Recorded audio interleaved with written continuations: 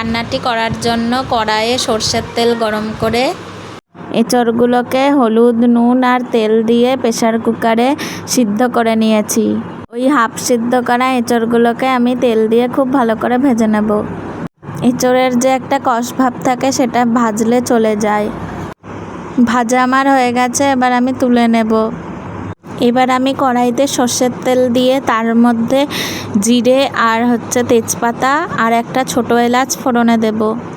ফোড়নটা ভাজা ভাজা হয়ে গেলে আমি দেব আদা বাটা, অ্যাড করব সামান্য জিরে গুঁড়ো।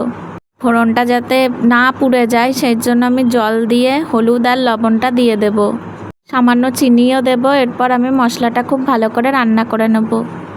তেল মশলা আমরা একটু কমই খাই, তাই এখানে আমি একটা লঙ্কা ব্যবহার করেছি। এরপরে ওই হাফ সিদ্ধ করে রাখা আলু আর ভেজে রাখা এঁচড়গুলো দিয়ে আমি ভালো করে রান্না করে নেব।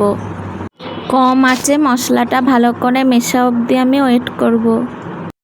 পরিমাণ মতন জল দিয়ে আমি ভালো করে ফুটিয়ে এঁচড়টা নামিয়ে নেব। এঁচড় কিন্তু মশলার সাথে যত ভালোভাবে কষানো যায় তত এর টেস্ট আরও দ্বিগুণ বেড়ে যায়। আমি সেইভাবে অনেকক্ষণ ধরেই কিন্তু ফুটিয়ে নিয়েছি। এঁচড় আলু আমার রেডি। Thank you.